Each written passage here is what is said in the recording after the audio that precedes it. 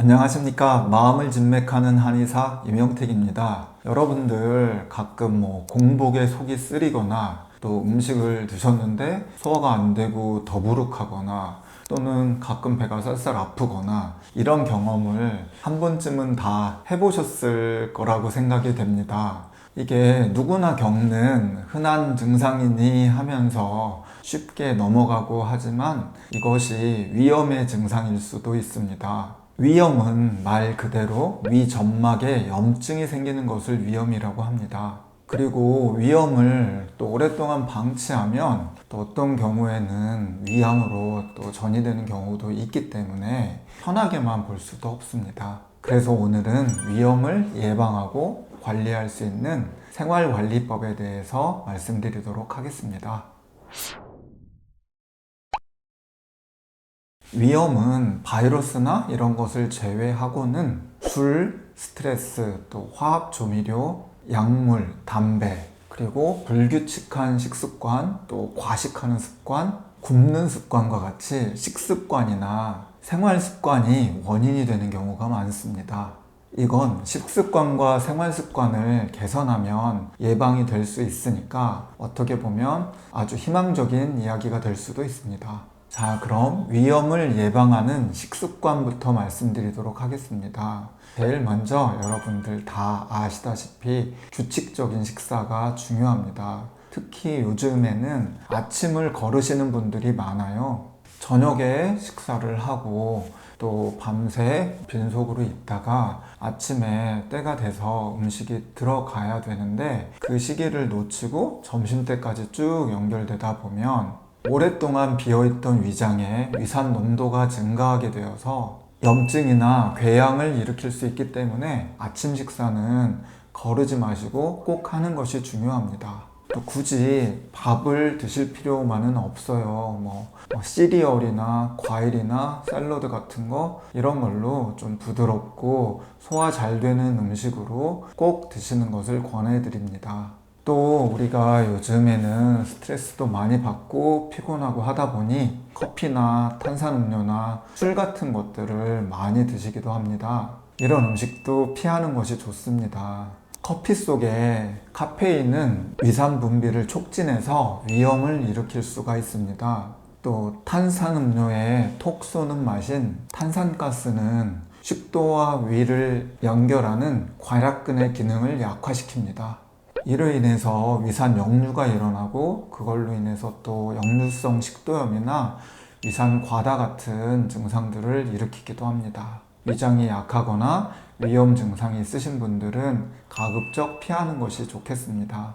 그럼 위염에 좋은 식단은 무엇일까요? 가능한 자극적인 음식, 즉 맵고 짠 음식을 피하시고 신선한 과일이나 채소 또는 부드럽고 좀 덜 자극적이고 편안한 음식들, 소화 잘 되는 음식들을 규칙적으로 드시는 겁니다. 염분은 우리 몸에 꼭 필요하지만 염분이 과다하게 됐을 때는 위 점막을 자극하고 위산 분비를 과다하게 시켜서 발암물질에 취약하게 하고 또 지속적인 염분의 자극은 위염을 일으키고 더 나아가서는 위암에도 노출되기 쉽게 합니다.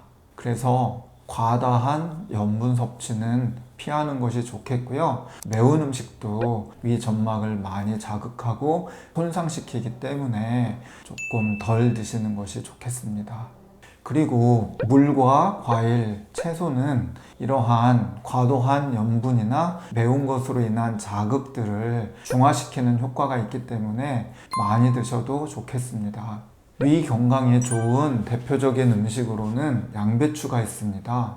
양배추에는 비타민 U, 비타민 K와 같은 영양소가 풍부해서 위 점막을 보호해줄 뿐만 아니라 위장 염증으로 인해서 출혈이 발생했을 때 빠르게 지혈을 해주는 그런 효과도 있습니다.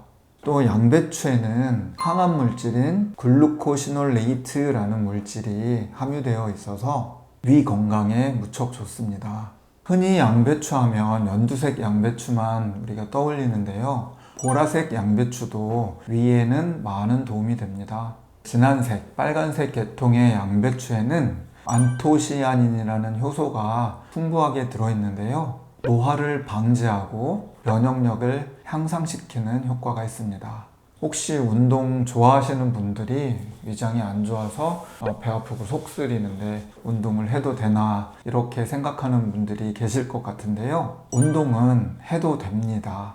다만 과한 운동, 또 식사 후에 바로 하는 운동 이런 것들은 조금 피해 주시고요. 정말 과도하게 난 배도 아프고 속도 쓰리는데 운동을 너무 과하게 집중하거나 하는 것은 오히려 소화 기능을 떨어뜨리고 전체적인 컨디션이나 기운을 다운시키는 작용이 있기 때문에 그때는 조금 피해 주시는 것이 좋겠습니다. 운동 중에서 걷기 운동이 유산소 운동의 가장 대표적인 운동이잖아요. 장의 연동 운동도 도와서 변비에도 도움이 되고 소화 기능에도 훨씬 더 효과 있게 도움이 되니까 꼭 걷는 운동은 해주시는 것이 좋겠습니다. 참 몸을 움직이고 또 활동을 하고 이런 운동도 있지만 가만히 앉아서 할 수 있는 운동도 있습니다. 바로 저작 운동인데요. 잘 씹어주는 이것을 갖다가 저작 운동이라고 해요. 우리가 음식을 꼭꼭 잘 씹어주면 이로 인해서 음식물이 잘 이렇게 분해가 돼가지고 위장에서 덜 부담스럽게 소화를 시킬 수가 있고요. 우리 타액에는 아밀라아제라는 성분이 있어요. 이것도 소화 효소거든요. 오랫동안 천천히 씹어 드시면 위장 건강에 도움이 됩니다.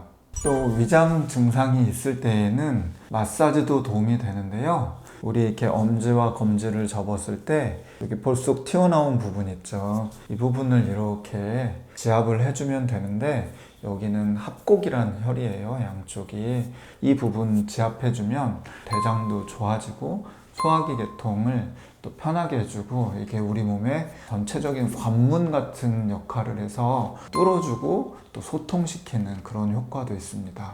또 여러분들 보면 소화가 안 되거나 또 신경을 쓰거나 또 구역이나 구토 같은 것이 있을 때는 내관이라는 혈도 있어요.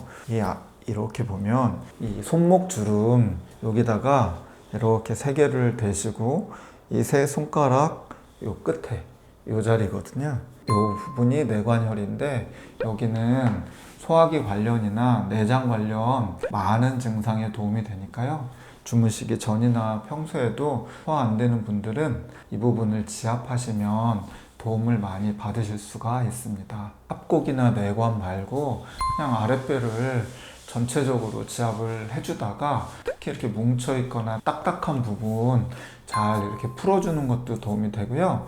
두무냉통, 복무열통이란 말이 있어요.